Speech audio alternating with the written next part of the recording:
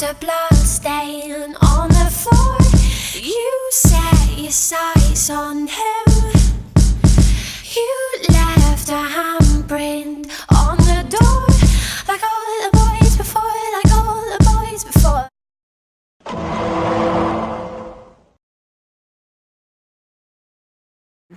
Thanks for coming on such short notice, Detective Holmes. No problem, Detective Casey Macy. The body was found at 7 this morning out on the green by Michelle Mitchell. What did the medical examiner have to say? He said that there was no physical damage to the body, so we had to wait for the autopsy results. All right, we'll send the body back to the lab and find out the cause of death, and I'll see you back at the office. Send over the witness. Hello, ma'am. My name is Detective Shirley Holt. I'd like to ask you a few questions. Around what time did you find the body? I would say around 7 a.m. Did you know a man by the name of Alfred Fresco? Yeah. Everyone knew him. He got a little handy with some married women around here. That was pretty crazy. But would you say you knew him personally? Well, yeah, he accused me of stealing something and then fired me. And nobody else would hire me at all. So would you say there was bad blood between you and Alfred Fresco? Well, yeah, but I would never kill him. I mean, I'm not that kind of person. Thanks for your time. I'll be in touch. Thank you.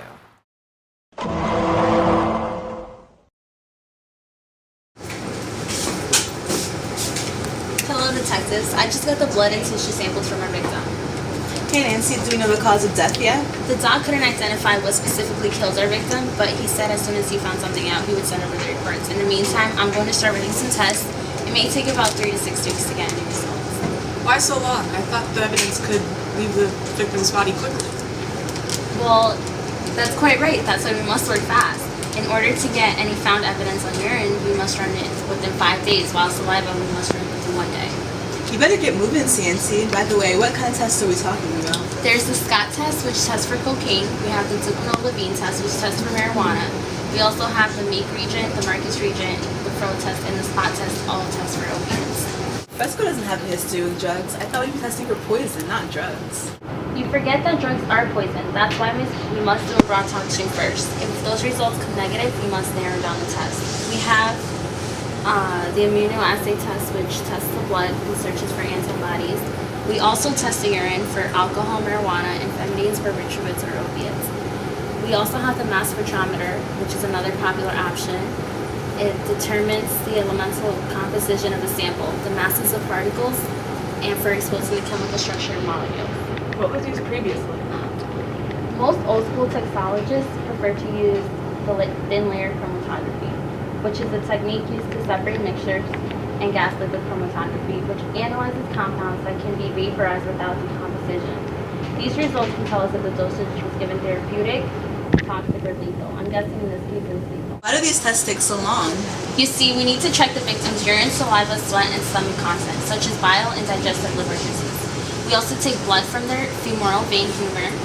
Not to mention, we need tissue samples from the liver, brain, and kidney. These tests can search for one specific drug, up to 30 at a time. Typically, urine and saliva are the easiest to test for drugs and poison. And you're saying we can use these tests to see what poison was used in the victim? If only it were easy. Once we get a positive result, we need at least 2 more tests to confirm that certain drug was used. If not, it won't be admissible in court. Alright, let us know if you get any hits.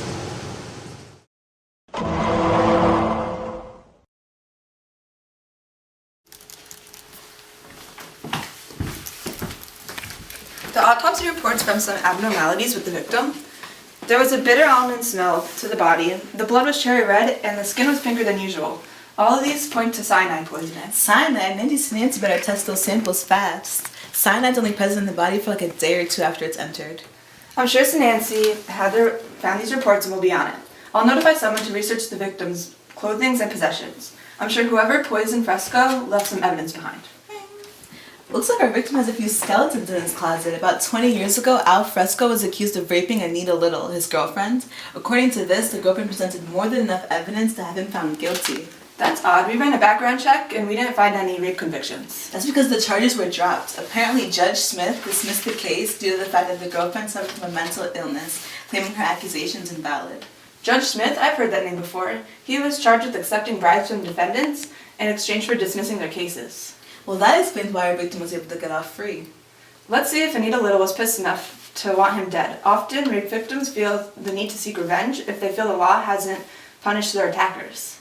Well, I think we found our new suspect, and I just found her current telephone number and address. It looks like she doesn't live too far from here. Let's see how she reacts to finding out that her former beau is no longer with us.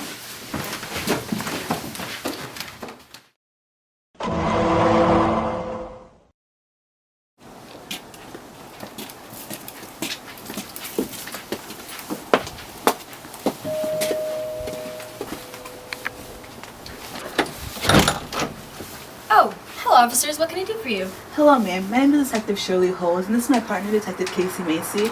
We're here to ask you a few questions about Al Fresco. May we come in? You can come in, but I haven't talked to that bastard in 20 years, and if I never do, it'll be too soon.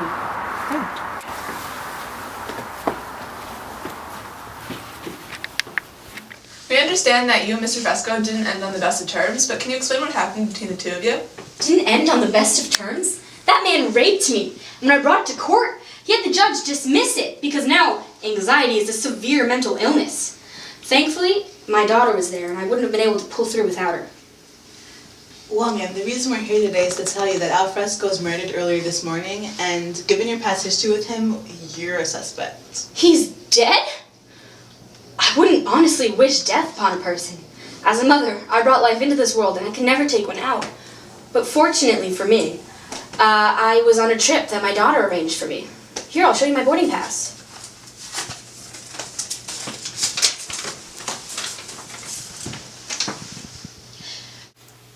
Your alibi checks out, ma'am. Was your daughter with you on this trip?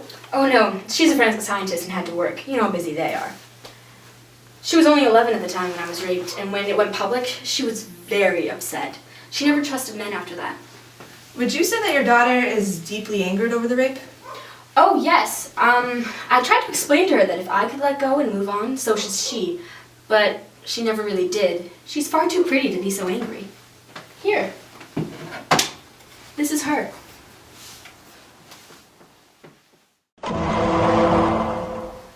We have to go back to the office now. Thanks for your time. Of course. Unbelievable. I'm calling CNC right now. Something tells me we have a new suspect. You're damn right we have a new suspect. Her mother practically gave her away. She's not answering, but I have a new voicemail. Apparently the office found liquid cyanide on Fresco's glove. It probably seeped in through his skin and poisoned him right away. Let's go to the lab and see if we can find some Nancy. I have a bad feeling about this.